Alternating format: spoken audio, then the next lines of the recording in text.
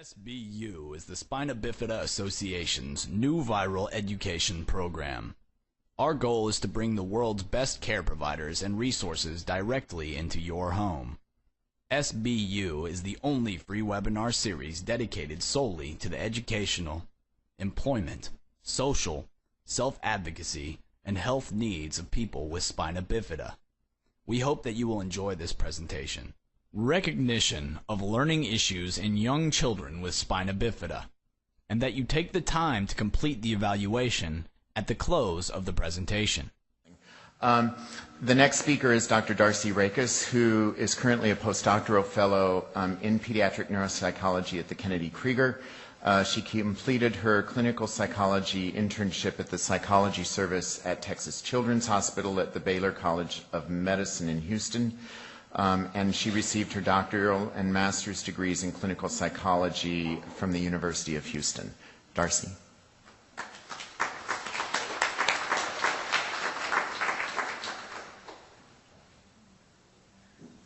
Good morning, everyone.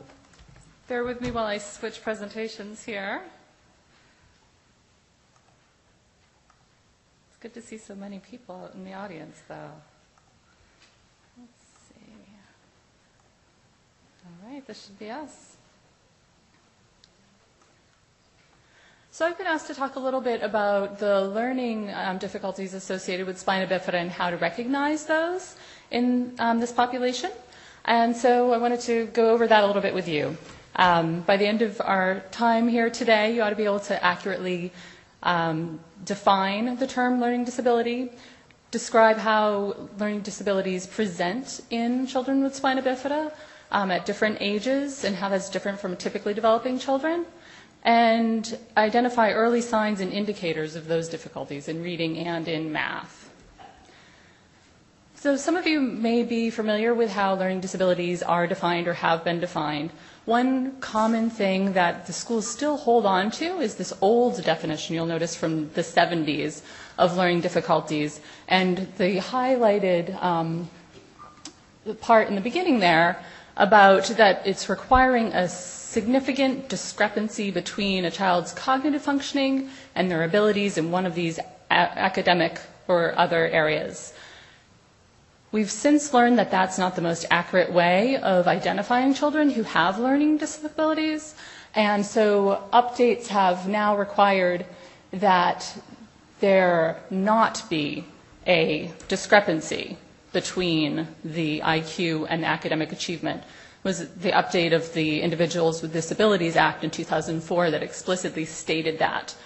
And so that opens us up to other ways of defining learning disabilities. One thing you might find in some of the children that you work with is that you're working with a school system who still believes in this discrepancy model. So I think it's important to know what other models are out there. There need to be able to at least entertain the idea of a low achievement definition, which is a definition of being in the lower percentiles of achievement on any particular academic area, whether that's reading or math, or also this response to intervention, which I think confuses clinicians and schools, one and alike. But that's the idea that if you have appropriate intervention in place, the tier 1 sort of descriptor here, and a child does not respond to that, then they should go on to get more intensive intervention. If they don't respond to that, tier 2, they ought to go on to the 3rd level and get even more intensive intervention. And in doing this, you capture about 80% of children within the first tier will go on to have no further difficulties with learning. There will be about 15% of children left over. 10% of children will then be captured in tier 2, which leaves you 5% who are in tier 3, who are sort of the non-responders and need more intensive intervention. I'll talk about the intervention piece of that after lunch, but I just wanted to put that model up there so at least you've seen it in case you run into a school that's using this model now. As I said, schools are kind of confused about how to apply this, so it's good to see that and see what it looks like so you at least know what they're talking about when they mention this response to intervention model. So there are multiple different areas that a child can have a specific learning disability in, and those can be sort of these oral language-based things, or it can be reading specific, or writing or math specific. And there are several different categories of each of those. And so I'm going to march through these, starting first with the basic reading and go on through development of reading in that way, and then go on to the math learning disabilities and talk a bit about those. So the early reading difficulties we know a lot about. There's been a lot of research in this area. We know that you can identify early reading difficulties very early on. So even before a child is expected to read words, you can identify which of the children are going to go on to have difficulties with reading, decoding. That's learning sort of the sound, symbol association, and word identification, that learning to read, by looking at their phonological awareness and their rapid naming. And these may be terms that you might see the school use, especially this phonological awareness, you might see in our neuropsychological reports. I wanted to give you a sense of what that really looks like. So phonological awareness, when we say that, this is what we mean. Essentially, can you understand the sound symbol association? Can you understand the idea that words can sort of come apart and go back together? They're based on sounds that do these things to make words. So if you have to take a word apart, say rainbow, now say rainbow without saying rain, the answer would be very good. We don't have phonological awareness difficulties in here. And then blending words. So if I give you the specific phonemes, the specific sounds associated with each letter, can you put them together and tell me what word that is? And then sound matching, initial letters, final letters, and this idea of rapid naming. The rapid naming isn't so much whether you know the name of something, it's how quickly you can associate a symbol with its name. And so early on, that can be how quickly can you say red is red, or a key is a key. And then later on, as children get into school age, how well can you associate this is the letter A, this is the number 3, things like that. So if children have difficulties with this, then they have difficulties learning to read. And we know that when you can identify this very early on, before children are expected to read, in kindergarten, first grade, you get the greatest benefits from intervention when they happen early. You also have much more effective interventions when those interventions are given early.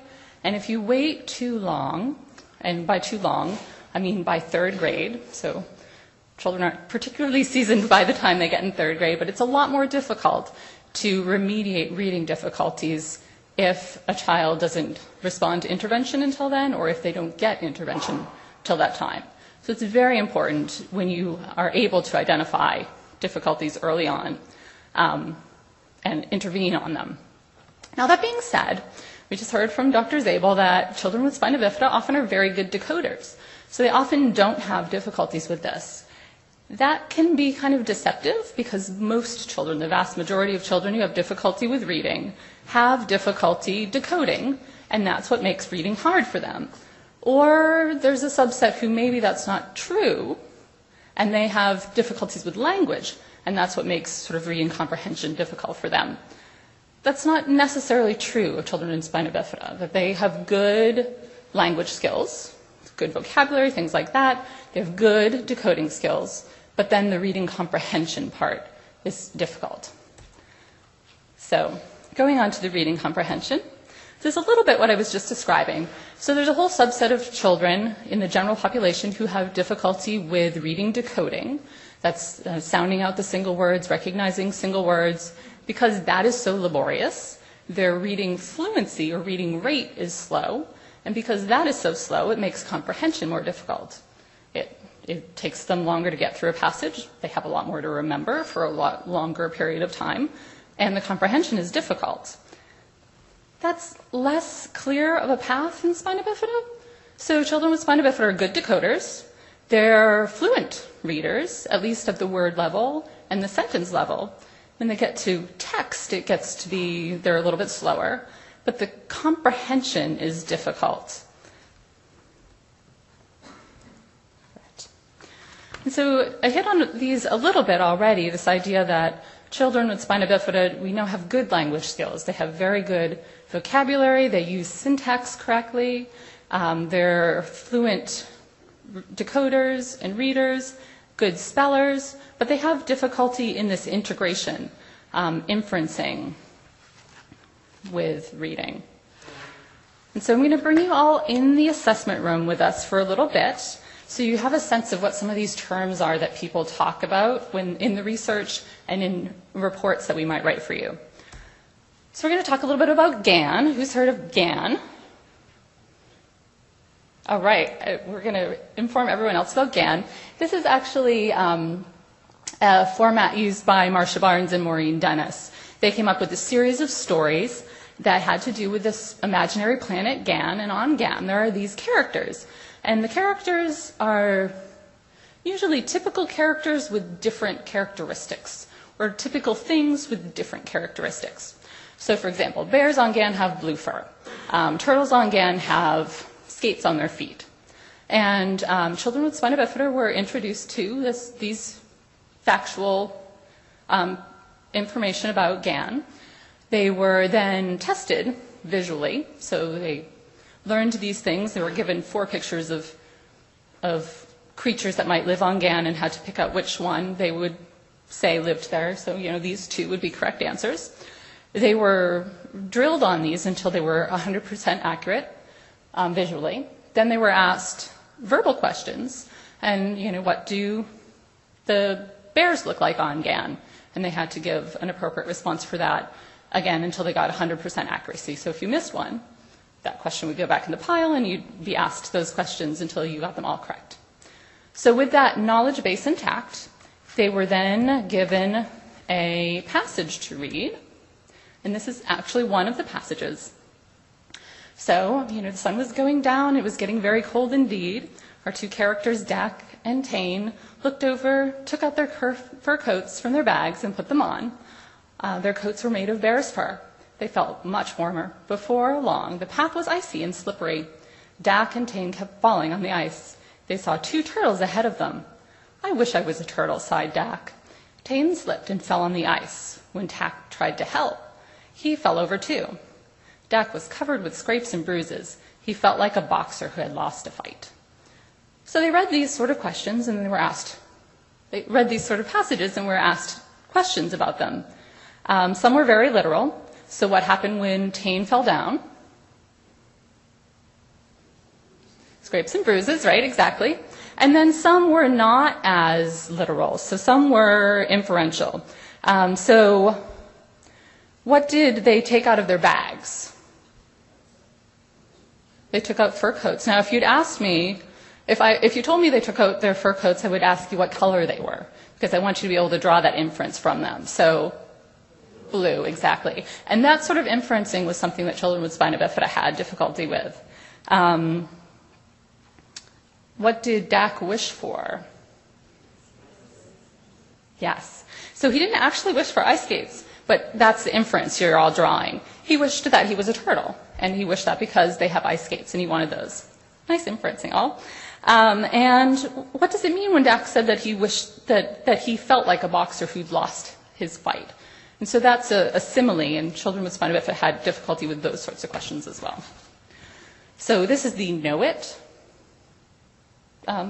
test that they gave. So if you hear a reference to Know It, now you all know it. All right. So we're going to move on to math. And interesting thing about math is that compared to reading, we know relatively little about it.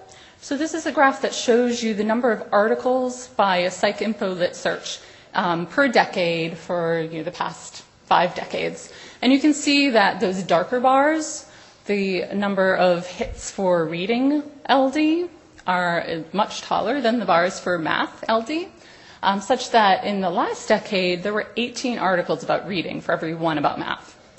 That being said, spina bifida is one of those populations that makes up that math bar.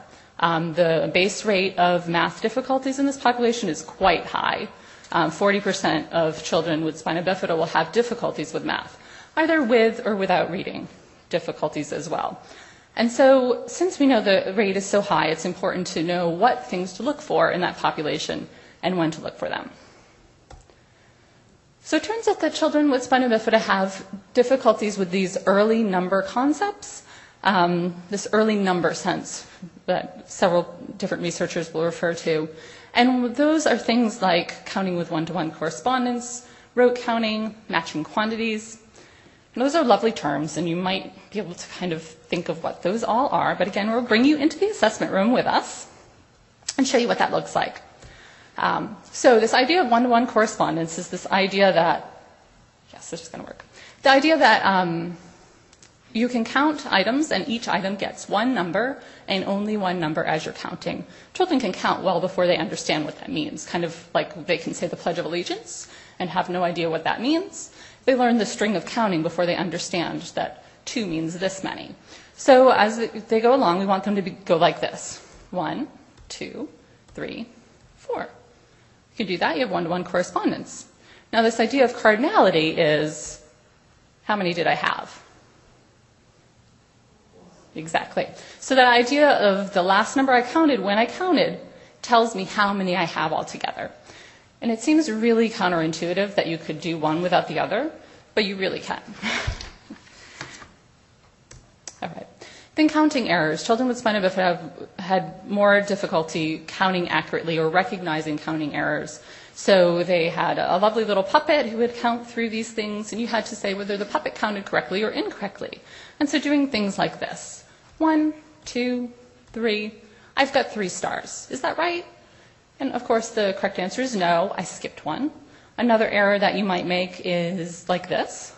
1, 2, 3, 4, 5. I've got 5 stars. Is that right? And no, because I double counted. But children with spina bifida had more difficulty recognizing those counting errors that were made. Now, this is all lovely for the researchers who do this in their offices, but it turns out that we have access to these sorts of items and can test them early on in children. This test of early math abilities, or the Tema 3, is available commercially, and it contains all these lovely items that we know children with spina bifida have difficulty with, that can predict their later math outcomes in typically developing populations as well. If you have particular weaknesses in items on this measure, that predicts later on. Here from kindergarten will predict your 3rd grade math performance. So it's nice to know about this test and that you can request this sort of an evaluation, whether it's from the school system or a neuropsychologist, something like that, to look for these early number sense deficits. Now I want to talk about a couple of the lingo things that have to do with math and early number concepts. There is this idea of number constancy, and unless you know what it is, it's sort of an odd term. It's the idea that you know that 5 things is 5 things regardless, whether they're in a straight line or I move them around into a circle, this is still 5. There's also this idea of nonverbal addition. Should also say that it's in the literature sometimes referred to as object-based arithmetic. And this is one thing that children with spina bifida have a difficult time with. And so this is the idea of mentally knowing how much you have when things are added or subtracted out of your sight. And it looks like this. So I put 2 things on my mat. I then put up a screen. It's transparent here, but not in real life, and say, look at me, putting this here. How many do I have on my side now? Show me on your side. And the child should go like this. The answer is 3. Children with spina bifida have more difficulty with that, with the addition and the subtraction of it. Now you'll notice I said numbers, but the child and the examiner here don't say any numbers associated with this task. It's a very early task, the sense of more or less adding 1, taking away 1. Later on, you then include numbers and say, I've got 2 in this hand, I've got 1 in this hand. If I put them together, now how many do I have? And a child should be able to now tell you the number, tell you 3. So those are some of the ways we test early math difficulties in children, some of the things that children with spina bifida in particular have difficulty with early on. At school age, then once you get into grade school, they have some difficulty with math fact retrieval. Now, I know that Dr. Zabel just said that they're good with their math facts, and that's true, but they're slower to acquire them. In elementary school, they're slower. At their speed of retrieving them, they are less accurate in solving these math facts. And then by the time they get to middle school, they kind of catch up. They use immature counting strategies, counting on, I'll talk about after lunch, and have more difficulty with this sort of carrying and borrowing. Now, something that is kind of interesting, I think, because it's counterintuitive, is this idea of visual spatial errors. So we know that visual spatial skills are sometimes harder for children with spina bifida, but they don't make visual spatial type math errors, which kind of lends credence to this idea that a nonverbal learning disability title doesn't well describe children with spina bifida. It's not the visual spatial errors that they're making. They don't misalign numbers, misread numbers. They don't make crowding errors. They don't make those visual spatial type errors. And then moving on to adulthood. If you have difficulty with math, it doesn't really go away. Adults have problems with sort of the computation accuracy. The computations get more complicated, and have difficulties with math problem solving, which I'll talk about after lunch, and functional numeracy. Now, the functional numeracy, I just want to state now, this is, I think, one of the most impressive findings, and this is a finding specific to children with adults with spina bifida, is that if you look at how well a person can use numbers day to day versus how well a person can use words or reading day to day, it's that functional numeracy, things like making chains, reading charts and graphs, telling time, those are a better predictor of functional independence than the reading skills are. And I think that that's really, really powerful statement that Marcia Barnes discovered. So in summary, learning disabilities, we should all know that what they are is an unexpected underachievement. They are not necessarily a discrepancy between IQ and achievement. Schools can't say this is the only way we define it. There are other ways it can be defined. Children with spina bifida tend to have good decoding skills, but struggle more with the comprehension side of it. In math, they have difficulty with the early number sense. You can identify that early on. And so it's important to sort of consider the age of presentation, that these children might not present at a typical age with difficulties, like with reading. They may skate through first, second grade and be just fine until the comprehension demands get increased about third grade. And then suddenly the child who was an excellent reader has difficulty with reading, but it's because it's a different task now. And the bottom line is supporting the skills that will lead to functional independence. And so the functional academic skills with especially math, but also reading, kind of keeping that in mind as you're building your intervention program, aiming for that long-term goal. So I've tossed in here a couple of good references when it comes to learning difficulties. This one is specific to math difficulties. Marcia Barnes has a chapter in here that talks specifically about spina bifida.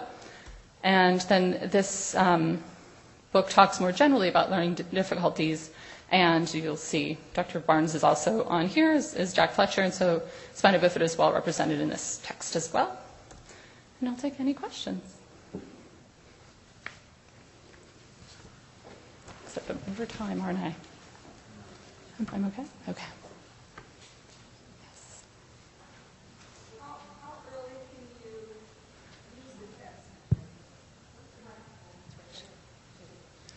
How early can you use the Tema?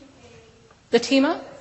That actually can be used very early on in preschoolers. So from 3 years old rather, through 8 years old is the normative range for that test. And so some of those early number sense items truly are meant for very, very young children. Before they know their numbers, like I said, you're showing that you know more or less. You're showing that you can compare items like that before you even need to know numbers. Does the research show any relationships between these math difficulties and executive dysfunction or the shifting attention difficulties that were discussed earlier? I think it's difficult to parse those things out. We do know that, let me back up a little bit. So the early number sense skills, I think, are less dependent upon those things. The early number sense skills are things that are present in humans early on. They're things that are present in animals. So animals know whether it's safe to be in a particular area, if there are too many predators for them, if there's a particular place that's better to go to because there are more berries to eat there, things like that. And that's been shown, David Geary has shown that sort of number sense is very intrinsic. Later on, we know that attention problems particularly are very common in children who have math difficulties, not just in spina bifida, and also are very predictive or very tightly associated with your accuracy in math. So attention problems are certainly, first of all, something to look for if a person is struggling with math difficulties, and something that certainly can confound the math problems.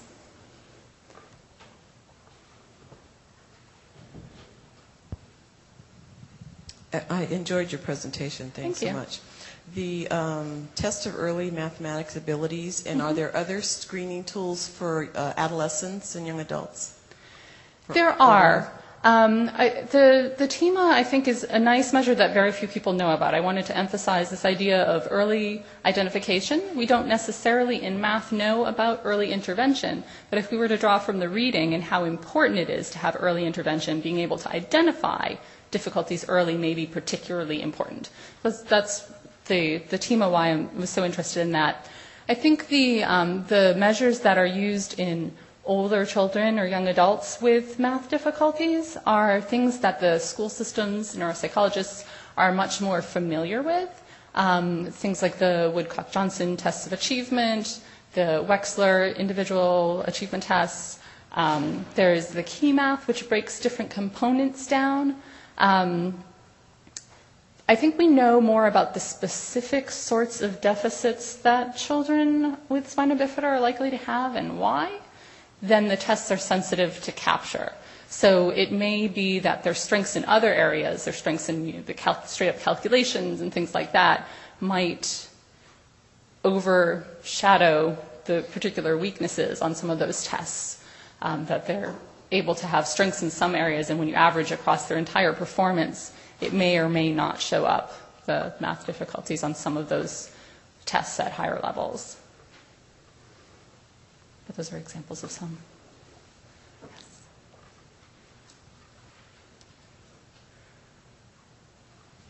Excellent presentation. Thank you. It has great implications for early childhood education. I think so. Do you have any correlation with programs? Do you know any research or any new models of Thinking early of childhood? intervention? Yes. So I will be talking about interventions first thing after lunch, though I will say that we don't know too much about interventions early on, especially for math. I'll talk a little bit about that after lunch, the things that we know and how they potentially could informally be applied. I think that there are a lot of things that we know that there aren't formal interventions for with those early skills for math. For reading, there are certainly are really good early reading intervention programs, as well as sort of the reading comprehension programs, and I'll talk about several of those after lunch. Would you recommend they kind of request screening of math skills, given the high rate of I think it's very important. I think, first of all, to screen early on, we know that you can be identified very early on, and if you have those early difficulties, you are more likely to have difficulties later on with math, and being able to appreciate that. I think also just knowing that the base rate of math difficulties in children with spina bifida is so high makes it important for families and other caregivers to kind of work into your day-to-day practice of those skills from a very early age, kind of seeing where the child is at sort of developmentally and working on those skills and sort of bolstering, upping the ante on them and helping them to make math just an everyday part of their life, because it is, and it's those functional, I don't know who that was, it was not Mickey, to help give children a sense of that math isn't something you just do in school or with a tutor. Math is something we do every day. I do it with mom when we go to the grocery store. I do it when, I'm in the car playing number games with mom, things like that. I think that both of those things are important, the assessment and the... So, but would you advocate, since the Tema exists, would you advocate that that be a formal assessment as we're moving from early intervention services to school-based services at age 3? I think that is, right now, that is the evaluation that captures these things. And if at all possible, working with someone who's familiar with the test and can pull from it the most important things. I'm thinking of a young man that I actually saw with Dr. Zabel who had beautiful one-to-one correspondence and cardinality, so he could count. He knew when you got to the last number, that's how many you had. He could not add. He could not add to save his life. He was in 3rd grade. His mother had bought him an abacus because he could count. He knew how many 4 was, how many 5 was. But the only way he could add them was by counting 5, counting 4, and counting them all together. He's got a strategy that works, but the abacus is kind of heavy, kind of clunky, isn't going to go with you. And so because I knew that about his number sense skills, we were able to recommend a specific intervention program for him that would give him a much more portable way of having that sort of number strength available to him wherever he went. So for him, we recommended touch math because it gives you, specific touch points that you could learn because it built on his strengths. Can I just add one thing?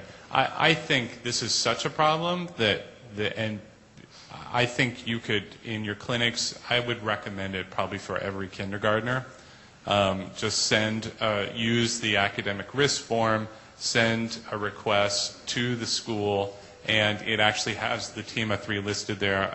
We didn't list a lot of names of tests, but we listed that one because we feel like it's important enough to identify it by kindergarten. And if you use a test other than that, and you just test if the person can name numbers, or you don't really have to do much on the Woodcock-Johnson test in kindergarten, you can actually get a false negative if they give the Woodcock-Johnson math calculation or whatever. You can get a false negative and have a false sense of assurance that there isn't a math problem. This will help you identify if there really is the prerequisites for math skills or if there's going to be a problem. And we've looked specifically, very intensely, at all available early math assessment measures. There's early math items on on several different tests, and the Tema is the one that captures them all. I think especially because children with spina bifida have such good language skills generally. A lot of early number sense items are things like big and small, where you hear the word and need to show it, and that's something they're likely to be good at even though they have these number sense deficits. So I think the Tema truly picks out those areas that children with spina bifida would have difficulty with early on with math. We will take a break now. Reconvene, please, in no later than 15 minutes so that we can keep on task. There's a lot of information yet to come. Thank you.